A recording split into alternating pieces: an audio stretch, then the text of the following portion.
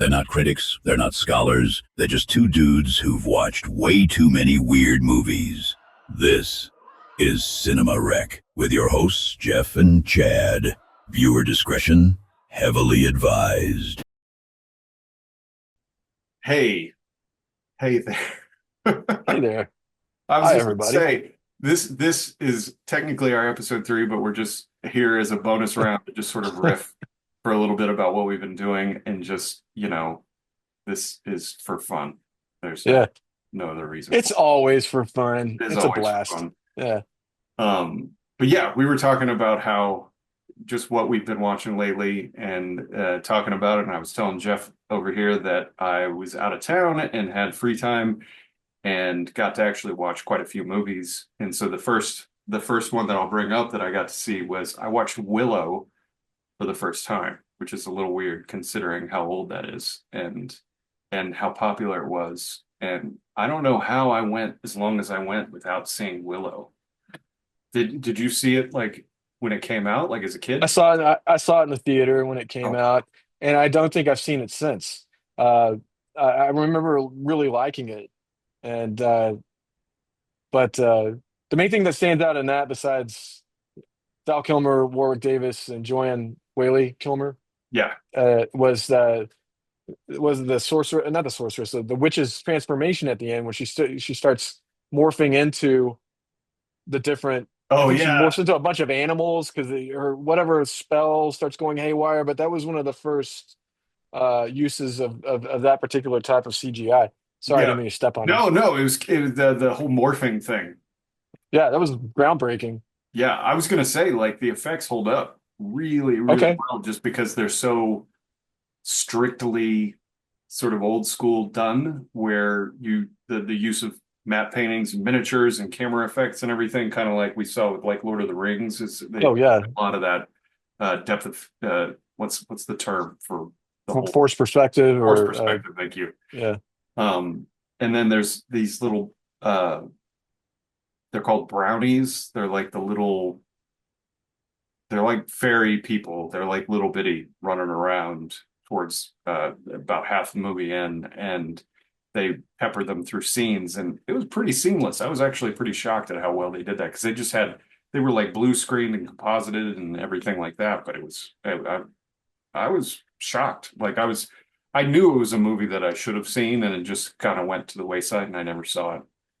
And it was just like, but it was one of those that just popped up where we were like, yeah, let's watch Willow, and I was pretty surprised by it. Um, That's awesome.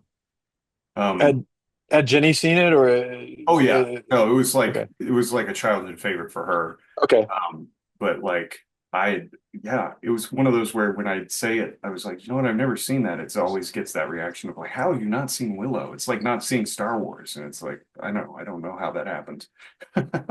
Well, and I mean, I admittedly don't remember too much about it. I saw it once, but I just figured, you know, being we're both a couple of nerds that's kind of nerd canon, Yeah, even no matter how many times you've seen it. So I that's a loved little it. shocking. I'm glad you got to see it though. Yeah, and I loved it. And I have no desire to see whatever that sequel thing they did recently was. Didn't they do like Netflix like did a Willow Series or sequel or something. something like that? Like Warwick returned, Val Oh, Kilmer, I didn't know. but I, like I yeah, they did a Willow series or something, a short series. It did not get renewed, but like I haven't seen the Dark Crystal series Netflix did either, even though I've heard that's quite good. yeah, I didn't see that either. Nor have I seen the Lord of the Rings series, which I heard you can skip that. It's kind of Oh yeah, yeah. I heard it's pretty bad. I don't even know the name of it. I forget of it already. But like, yeah, no. That's like even sub Hobbit, which Hobbit I didn't like when it came out, but having revisited it recently, I'm like, okay, I like this. Sorry to say, I actually love the Hobbit movies now, and I hated them in the theater, I'll be honest. They just felt I like did cash not. grabs. Oh, why? That book's like 50 pages long. How did they make three 6-hour movies out of it? How are they going to do a whole new Gollum trilogy? They're just making it up at this point. Jesus Christ. Yeah, I didn't finish the first movie. I remember renting it, and I I liked what I saw. I mean, It's I so it's I might go not back and watch them. it's not monumental or memorable in any specific way, but if it's sort of to me, it's sort of like Star Trek. If you like Star Trek and you like the vibe and the people and just the way it feels watching it, you'll go The and you'll watch world. like yeah, you'll watch like 10 Star Trek movies that maybe aren't that great, but you just like being in the universe. That's sort of The Hobbit. When I revisited it, I was like, okay, I I can hang out here for a little bit. So I don't know. Cool. But what have you watched recently? Um, Today I had a double feature this morning while I was uh, getting up and doing stuff. I decided to sit down and watch The Exorcist 3 because Mm. that's a good movie to start off your day with. And It's I'm like a very dream board or wish board or yeah. whatever thing it is. It's like, Now yes. I've seen it. I'd seen it a couple of times. I think the last time I saw it was maybe close to 10 years ago, and before that I saw it on cable. And I remember liking it. I think I saw it when I was like a freshman in high school, and it came out around the same time as one of our previously discussed movies, I Come in Peace. I think it opened Mm. like a month prior to that, and so it's an official sequel. It's the official sequel to The Exorcist. It it John Borman's Exorcist II: The Heretic, uh, being the unofficial train wreck sequel. And William Peter Blatty wrote and directed this based on his novel Legion, which is a direct sequel to his novel The Exorcist, which the movie was based on. And so William Peter Blatty is he directed two movies. He directed this, and prior to directing this, he did a movie called The Ninth Configuration, which I've never seen, and it's supposed to be really Either. good. So Yeah. I've written that down and marked it. But yeah, so it's George C. Scott playing the detective character from The Exorcist that was played by Lee J. Cobb. I'm sorry, I'm petting my cat over here, trying to keep him off the keyboard. Um, in the first movie, and he's investigating these. So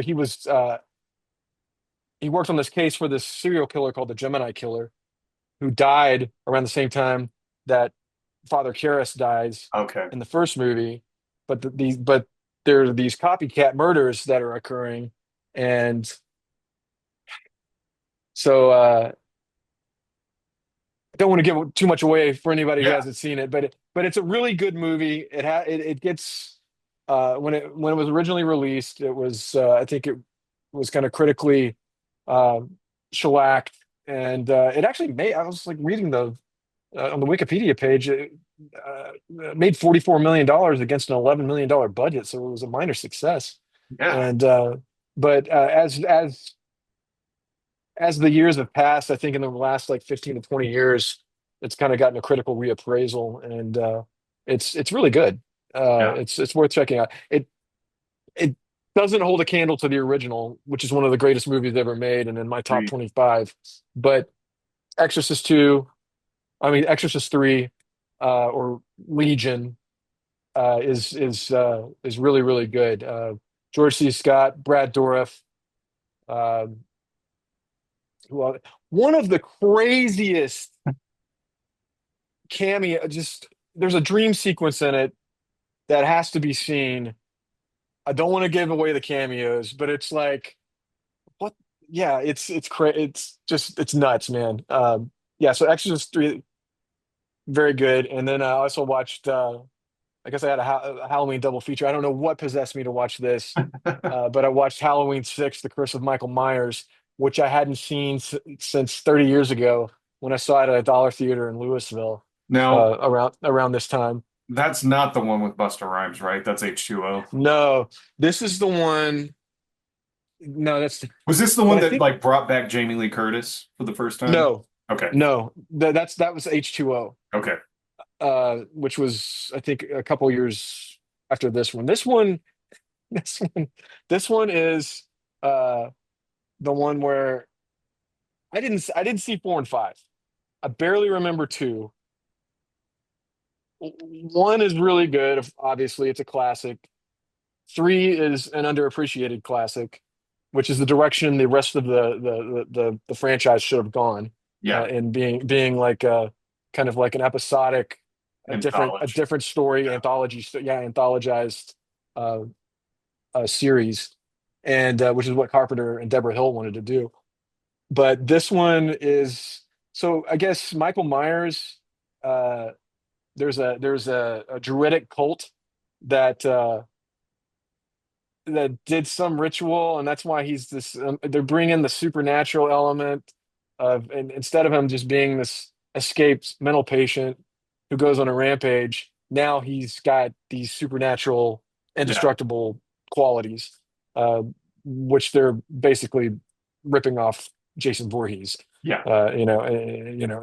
Which did it a lot better. And so, but it's a garbage movie.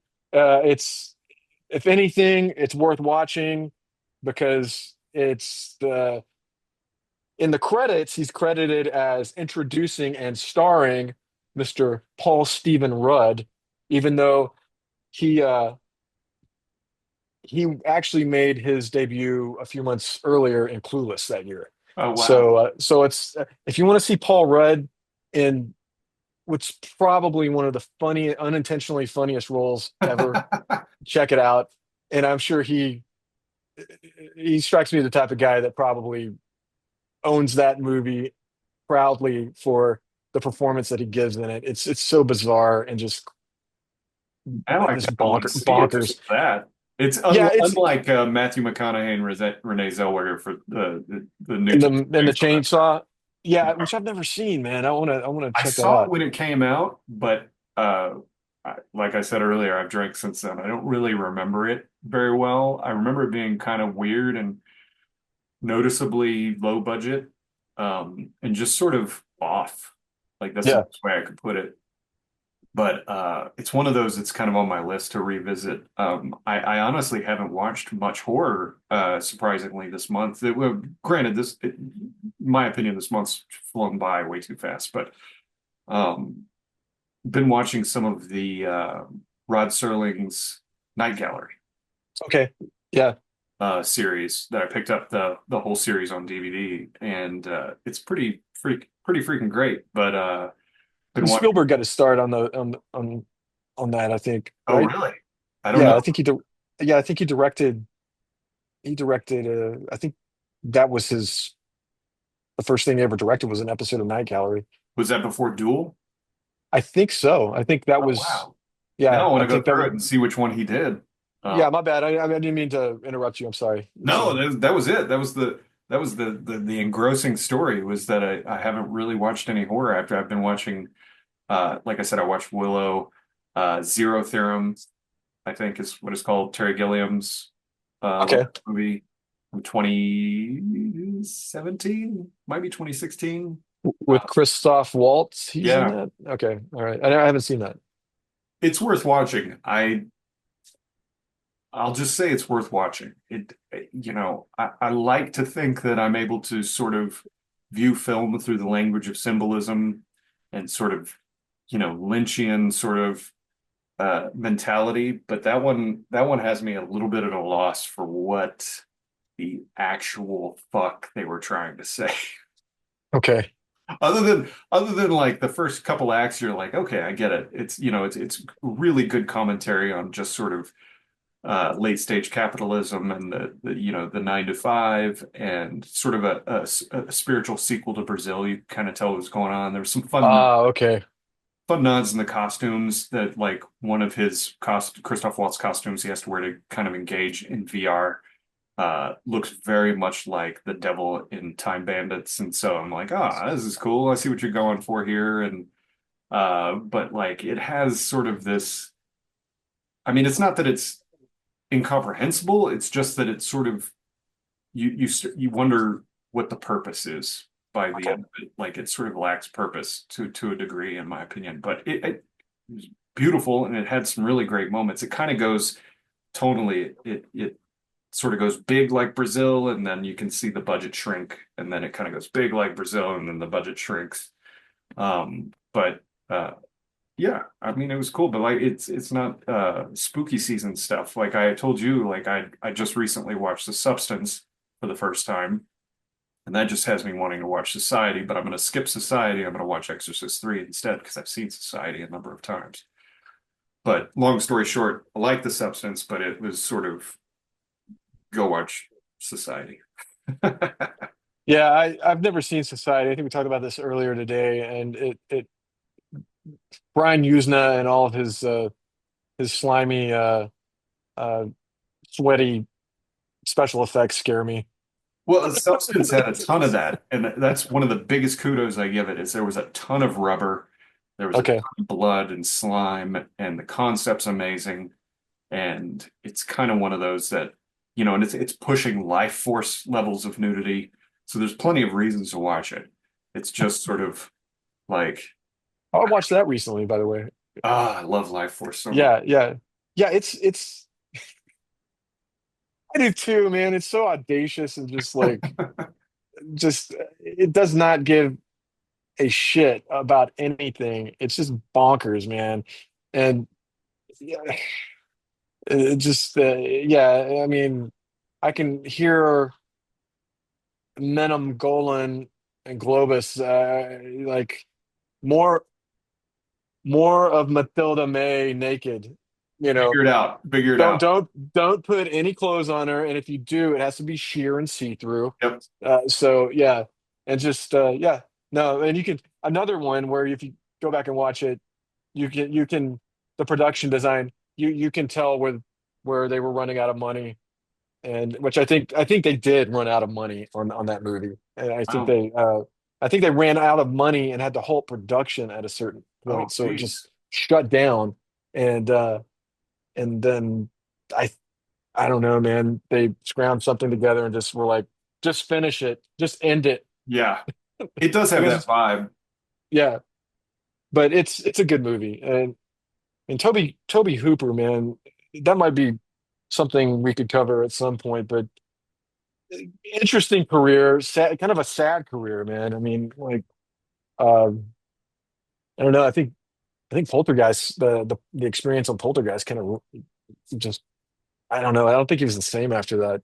And he Yeah. just couldn't really get off the ground. I liked his Invaders from Mars remake. I love that Uh, movie. Yeah. yeah, I thought it was great. And again, Life Force. And then I don't know, after that, I mean, he made Chainsaw 2. I think he made Chainsaw 2 under Canon, right? Yeah. So he was in house in Canon for I guess a three picture deal. I was wearing my So Texas Chainsaw 2 hoodie earlier, but now it's oh, Demons. cool. So I wish I would have been wearing my Chainsaw 2 hoodie, but oh well. Yeah, I love Chainsaw 2. I have to watch it. It's almost like a Christmas movie for Texas OU weekend.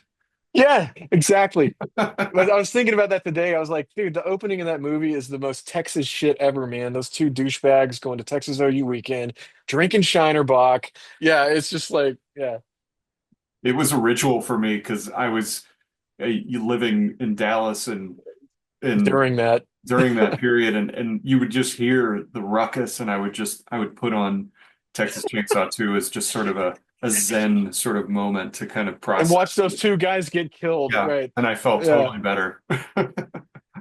Yeah, I remember seeing that for the first time, and I saw it really late. And so I was not expecting we're about to we're about to divert into Texas Chainsaw 2 talk.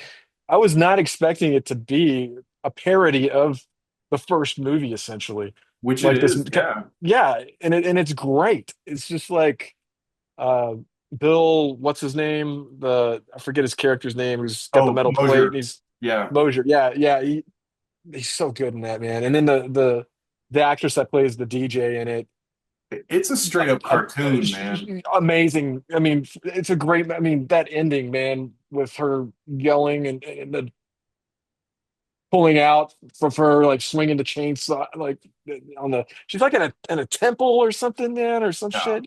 I forget where she's at, but yeah, that movie's great, man. And then Unhinged, as we can only expect him to be, Dennis Hopper. Yeah. And I've never seen 3. The one that had the cover with Leatherface, Texas Chainsaw Massacre 3. yeah, Yeah. is that the one that had the little subtitle that said the Saws family? That I don't know because I've never seen it either. Yeah. And then there's, yeah, I might be getting it mixed up too with publicity shots for Hollywood Chainsaw Hookers because Gunnar Hansen was in that. That right. That's the one where the leggy chick is just like with the chainsaw. Yeah. Seen that many times. I've never seen it, man. I just know the video cover. It's all about the So cult. There's a whole cult of the chainsaw, and it's led by Gunnar Hansen with Linnea Quigley, and I think awesome. Michelle Bear. I want to say who's on the cover. Is that her? I always watched it for Linnea Quigley, so I always forget Okay, yeah. that other Scream Queen's name. But Tr Trash, right? yeah, From Return. yes, Yeah. All yes, right. Yeah. Who's also topless throughout the entire movie. yes. In the Matilda May, the And Matilda May school of acting. Yeah. yeah, and so yeah, I'll just sidetrack on Hollywood Chainsaw is great. That's all. Okay. I'm about to watch that. Because Oh, like there's a chainsaw fight, a topless chainsaw fight. There's oh my God. it's Just went to the top of the list. Yeah. it's just a little side story. I went to the video store multiple times in the horror section to rent that, and it was always out. And they're a movie store, and they never had it. And I would ask, call, and they'd be like, "It's at the person who rented it apparently loved it and just sat on it for months." And it finally came back in, and I got it. And I was still in high school. I brought it home, and I think I had already watched it, but I came home, and my parents had gone up into my room and found it. And I came home, and they had it up on the living room TV. And there's this scene in the beginning where this, topless chick, and she's putting plastic wrap around this hotel room while this guy's on the bed, and then she just like murders him with a chainsaw in bed, and it splatters everywhere and whatever. My parents were watching that scene and just tore into me like for bringing that home, and I was just like, "Oh, okay, I don't know, just wait." This is only the beginning. This is oh yeah, this is the start of a very long career of bringing home shit like that. So that was just a fun moment. That's awesome. Yeah, I'll have to check that out. I'll well, speaking of Toby Hooper and early late 70s, early 80s horror icons, I watched The Howling. I hadn't seen that in forever. I probably hadn't seen that since I was Rewatched that recently. It's so good. masterpiece, man. It just like Yeah. holds up and just I don't think there's another director out there. I think maybe early Raimi is the only one who comes close to matching Joe Dante for blending horror, like legitimate, not tongue-in-cheek horror, but with comedy, like and balancing it out. Like nobody does it better, man, than Dante, man, in his prime. Yeah. He's the master of it, and the Howling is one of his best. Yeah. Have you ever seen Manborg? Or I forget the director's name. It was the guy who did Manborg, Psycho Gorman, and Frankie Frico. Is this Okay, I know I haven't seen Psycho Gorman. That's the only one I've heard of okay? out of those three. Manborg's amazing. Psycho Gorman is great. I haven't seen Frankie Frico, but that's on my list of that I plan to watch in the next week, hopefully. Okay, You should look up the trailer. It's it's sort of a because you brought up Joe Dante, and it's very much a Ghoulies Gremlins sort of send up, and very retro. I think it centers around the main character. Frankie Frico's a little puppet guy that's sort of very Ghoulies, and and Cheddar Goblin. yeah, exactly. And he is it's part of like a 1-900 number that he answers and stuff. It's got all of the throwback elements to it, but in a good way, not in a Awesome. cringy way. But yeah, the other one that I haven't finished is the Armenian film November. I think I might have sent a trailer to you of that. Yeah, I think you sent me that trailer. Yeah, November. that's right. Yeah, that looked It's batshit insane so that far. looked yeah, yeah, that looked But interesting. it's fairly long, and it's a little slow, but it's there's another Armenian film I've been wanting to watch called The Color of Pomegranates, which is sort of a newly restored. They found lost footage and remastered and pieced together like art cards and stuff, and it's very Jodorowsky. Uh, Okay. but it's very apparently it's loosely based on some like Russian mythology or whatnot. And I know the Russian government had some say and made them change the title and all this kind of crazy stuff. But this guy's uh, God, I don't, there's no way I'll say this name right. Rainer Sarnet or Sarnay, directed November, and Okay.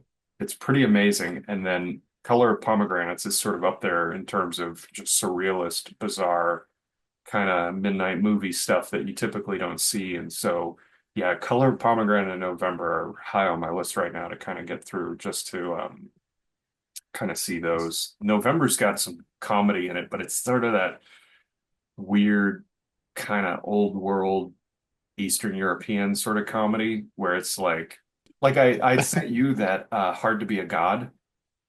And like one of the first scenes is like somebody hanging their ass out a window pooping or something, and I think Yeah. it's injected as comedy, but you're just like, that's pretty gross. Yeah. Yeah. I'm not into scatological stuff. It's just Yeah. kind of like, it's like, yeah, yeah. It's either, yeah, it's either scatological or kind of Punch and Judy type of, you Yeah.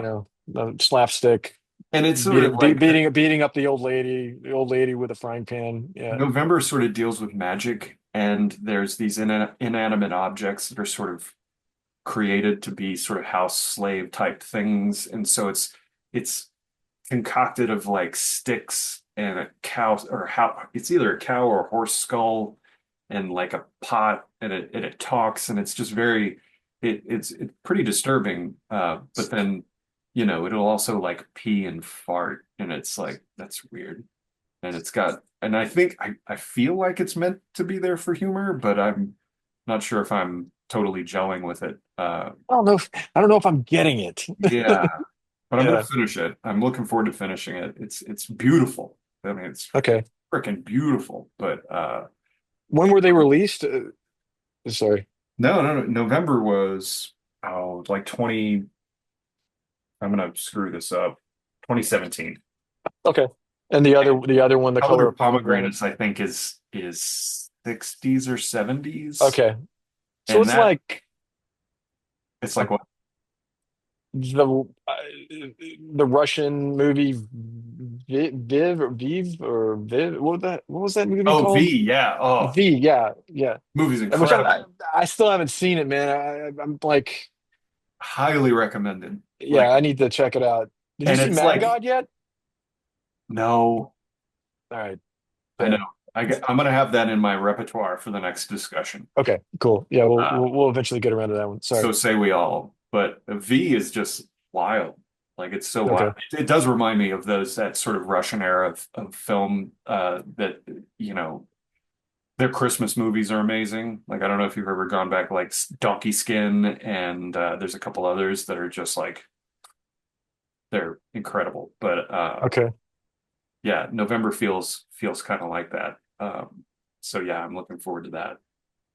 But Color of Pomegranates, I'm fascinated by. Like they just did in Austin. I think they were doing a theatrical release in celebration of it getting finally put together. And I think it's Kino Lorber is putting it out on Blu-ray. It's it looks wild. I mean, it's very Jodorowsky. Everything's like 1 point perspective. It's just like this bizarre surrealist paintings, scene after scene that don't necessarily make a damn bit of sense, but you can't stop watching it. That's awesome. Okay. I'm putting those on the list. Yeah, Yeah. I just, yeah, I know. It's just, I'm too much trying to get a, media. there's way too much media and well, there's too much like obscure stuff that I've never heard of that is getting unearthed or it's being given like a loving uh, media treatment, Yeah. like physical media treatment yeah, and it's just because not everything you can't the streaming just I was trying to find Strange Days. Yeah, you can't find shit anymore. Like It's not on there. it used to be. Hardware's not on there. I know. And there's like a curve that happened where they were trying to sort of archive everything and make it this sort of be all end all of a library. And then I think everybody sort of like started getting dollar signs in their eyes and they started squatting on rights of everything and Right. just gone to shit. I think that's what's going on. Speaking of Invaders from Mars, the original Invaders from Mars, I guess the somebody um related to, I guess it was that William Menzies that directed it.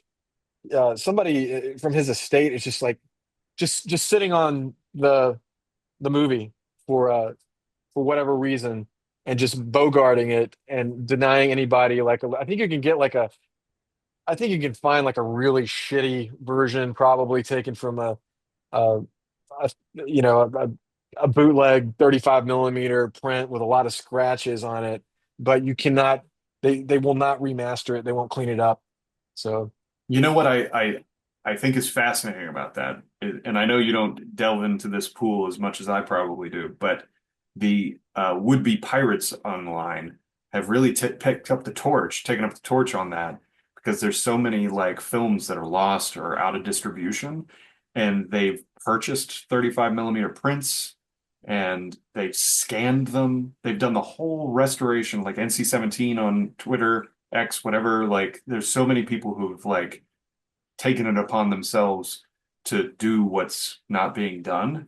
And so there's mhm. this whole sort of like very akin to like the kind of underground video store of because a lot of those back in the day carried bootlegs on the shelves too. And so Yeah, there's a lot of people who are sort of taking that, forbidden. yeah, exactly, taking that spirit and they're totally like giving these films the love they deserve and just sort of giving them away to the people. And it's pretty awesome because there's a lot of like That's awesome. underground lost films that have just basically gotten not only restored, but they'll go through and they'll put like grain, match the grain, and put like 35 millimeter sort of filters on things after their 4K remat, and they'll make it like look really authentic and awesome. And I think it the I'm gonna butcher his name, but I just know it's like NC-17 something. Like Roger Avery and Tarantino brought him up on a podcast not too long ago about what he's doing, which is he's purchasing actual film prints and mastering them himself in his room and just putting them out online. Who's that? The Peter NC-17, I think is his name on X, Oh, okay.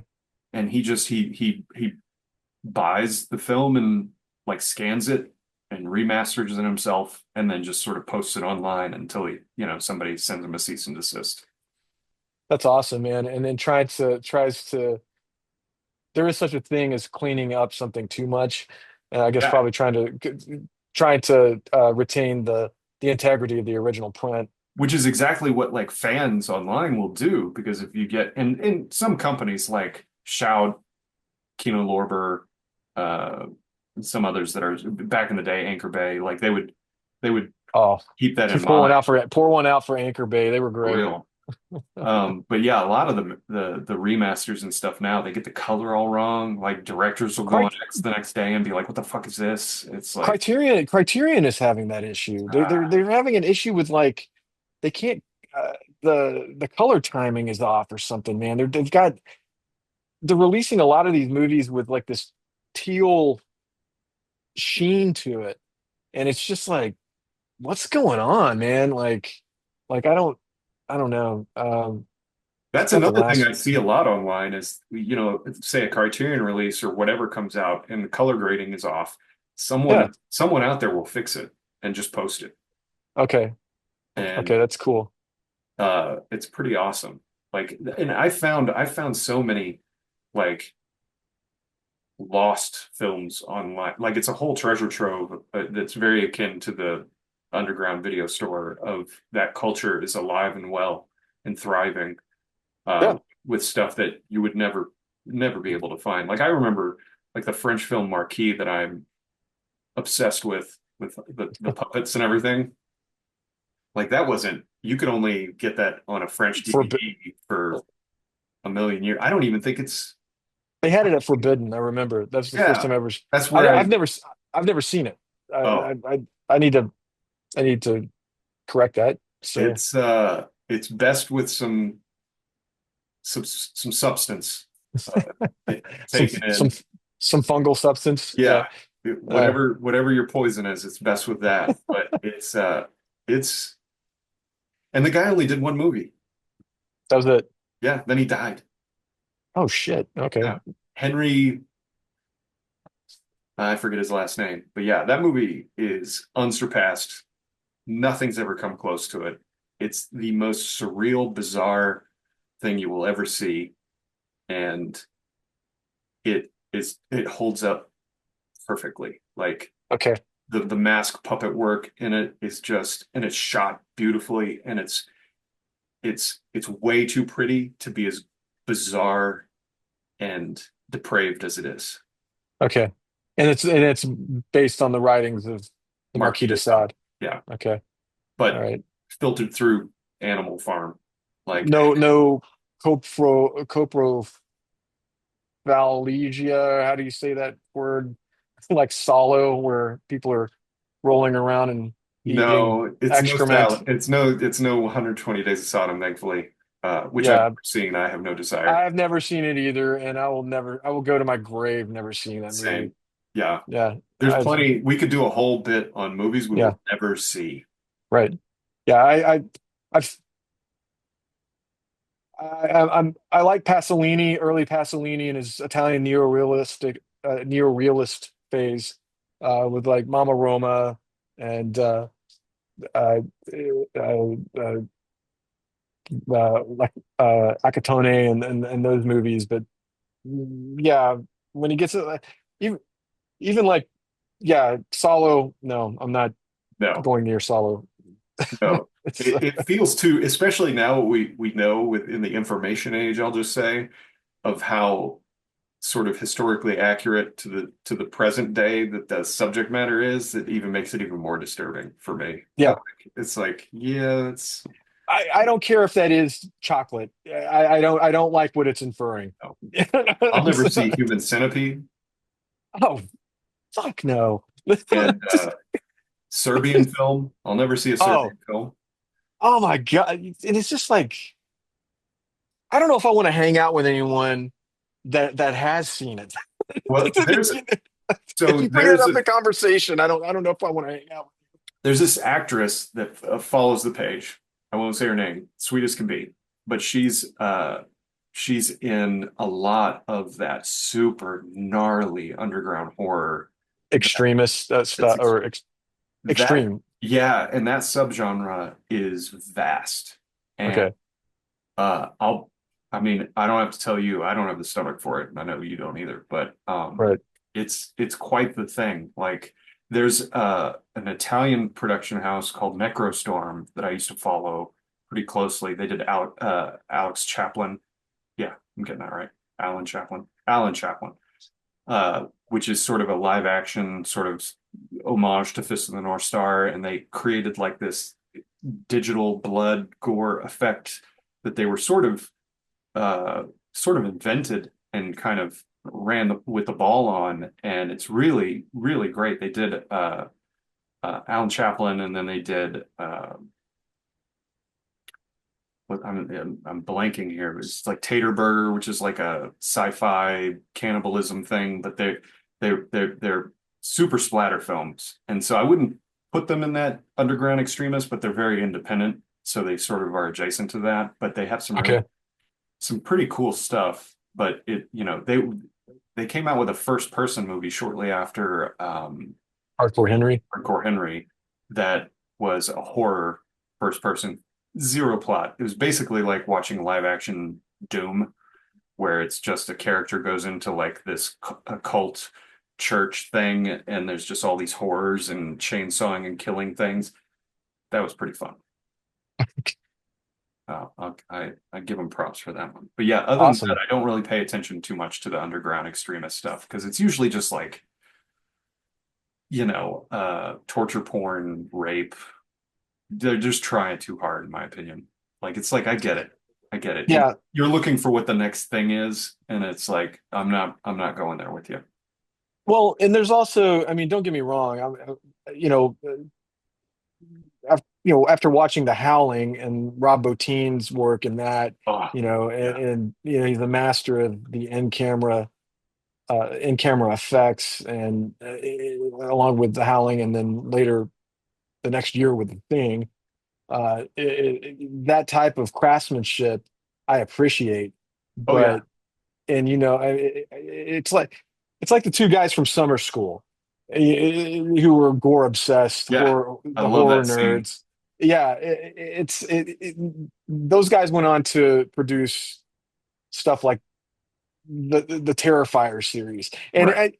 so there's those guys are talented and they Yeah. need to work, but I just don't I don't want to see it if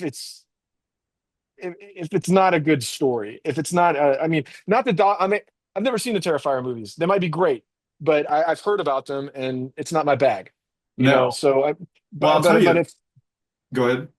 no, I'm just gonna say. I mean, if you've got a guy like John Sayles writing your screenplay, and it's a solid story like The Howling, or uh, you've got a master like John Carpenter directing a movie like The Thing, where you've got a good story. You've got some of the best, one of the best ensemble casts ever put on film.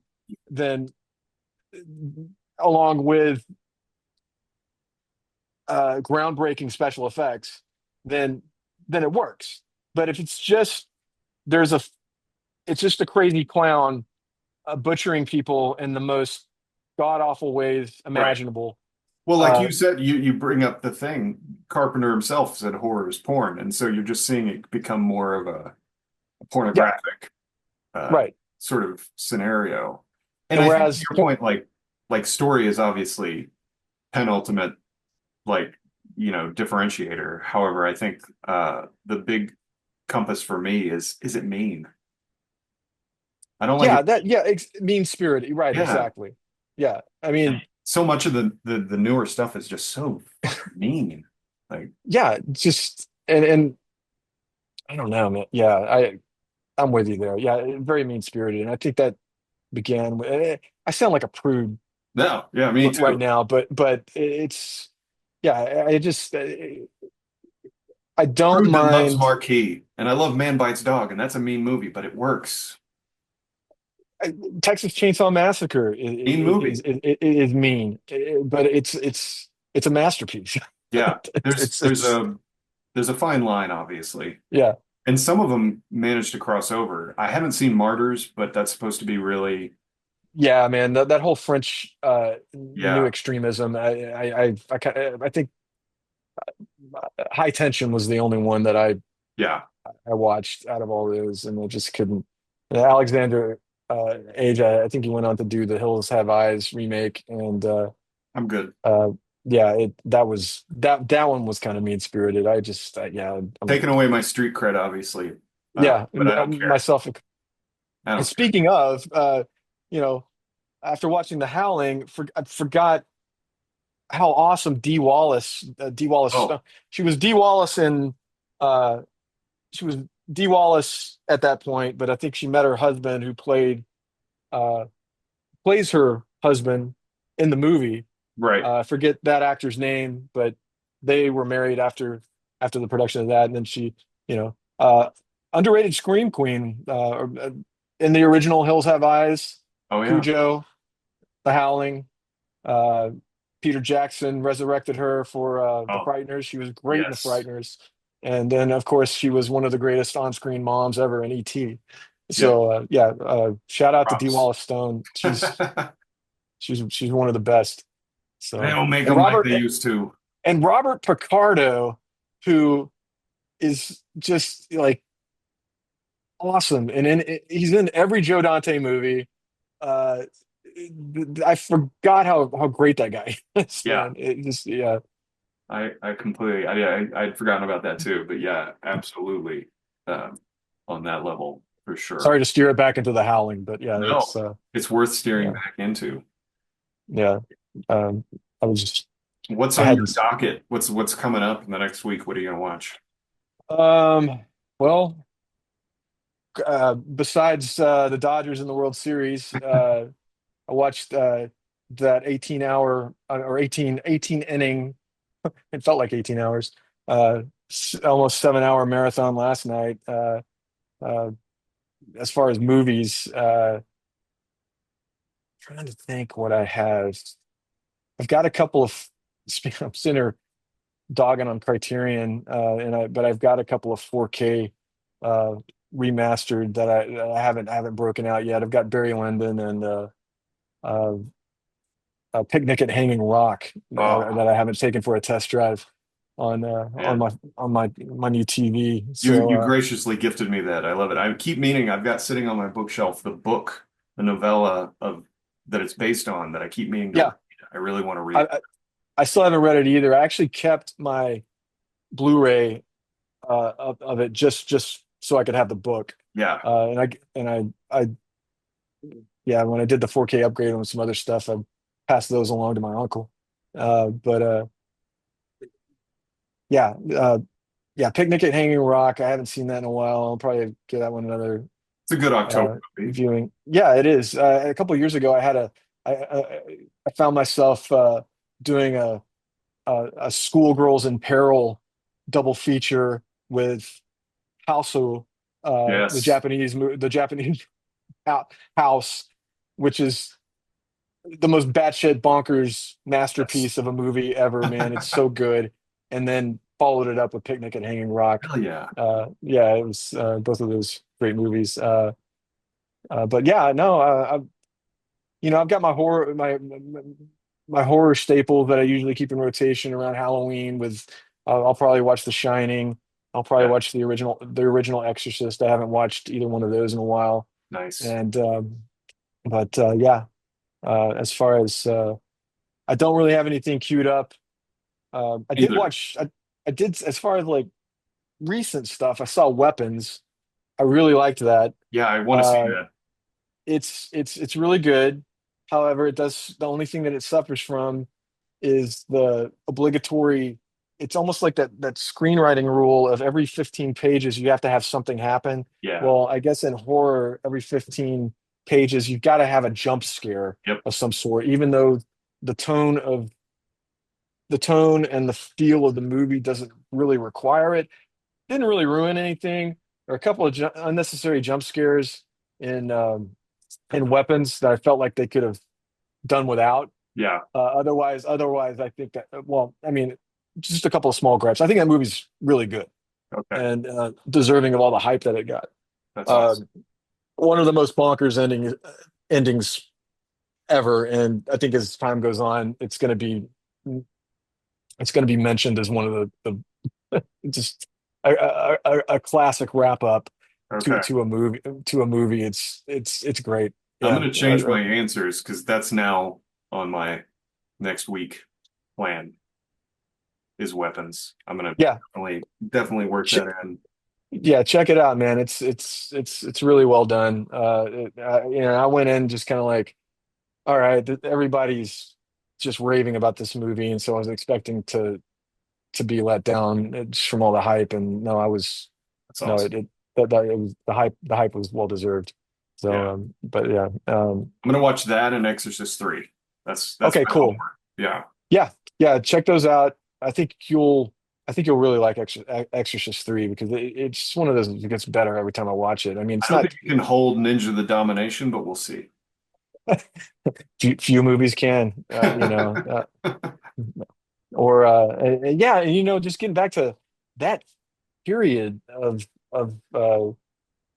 late summer, early fall 1990. It just Exorcist 3, I Come in Peace, Hardware, later Jacob's Ladder Oh, came out yeah. later that We could fall. do a whole Uh, thing on Jacob's Ladder.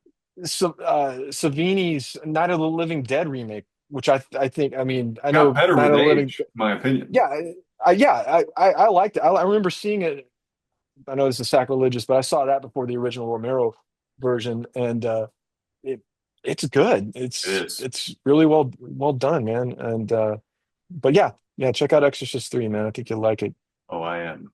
That and weapons is definitely Yeah, happening. And I'm probably going to and switch in society just because I really want to. I think I might. Uh, I think I might have to just brave society It's nothing and to check brave. it out. It's Okay, fine. It's so like tame compared to everything we've already talked about. right. And Yeah. the effects are of the era and very Brian Usna.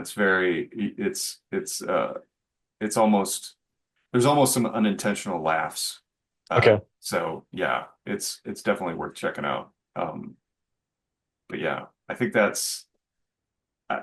that's our what would you call this? That's just a riff, man. Just a Yeah, riff episode. this is Just cinema riff. cinema riff. Yes, catching up. Uh, just yeah, I like to. Oh, and one more thing. Besides, go Dodgers. They're in the middle of the World Series right now. Uh, I'm about to once we get off of this, I'm gonna watch Game Four, and which they're in Yeah, thank you against for taking time out of the World Series right. Cinema Yeah. Rick. Yes. I kind of after last night, I kind of Need a little break. a little bit of a break, man. Yeah, and also a buddy of ours, uh, our buddy Chris, Oh yeah. his band. I'd like to plug on his behalf. His band PVC Street Gang is going to be Yes. getting back together I for saw that. a reunion on November 22nd at the Deep Ellum Arts Festival in the Deep Ellum area of downtown Dallas. So yeah, I've Definitely worth plugging. go check out that band, man, and I'm sure a lot of other local Dallas bands that uh, haven't been heard from in a little while. I haven't seen the lineup, but it's supposed to be pretty cool. But I still have my anyways, PVC Street Gang CD yeah, I've got mine too. that you're on. Oh, okay. Uh, Aren't you on like some of no, that? I don't think I You was. never recorded? I never recorded. Yeah, I Okay. just Jeff used uh, to be in the band. I co-wrote a couple songs, but yeah, no, that was when I was that's when I was learning bass in public, learning how to play the bass in public, and it was very embarrassing. But it was No, it was awesome. it was my brief foray into and into music. So short lived, Yeah, but no, well, it was it's awesome. fun. Well, Yeah. Chris would later go on, and he made a lot of really good music and formed and continued as a really solid band in my opinion. So I'm glad to that'll see be you good. still doing it. Yeah. So yeah, he's doing it, man. That's awesome. But yeah, And I'll just but say, hey, if you made it this far, be sure to click like and subscribe. you haven't turned us off yet, right? How All right, could they? man. We're so engaging. I Yeah. know. I'm hitting it. Peace out. All right. Later.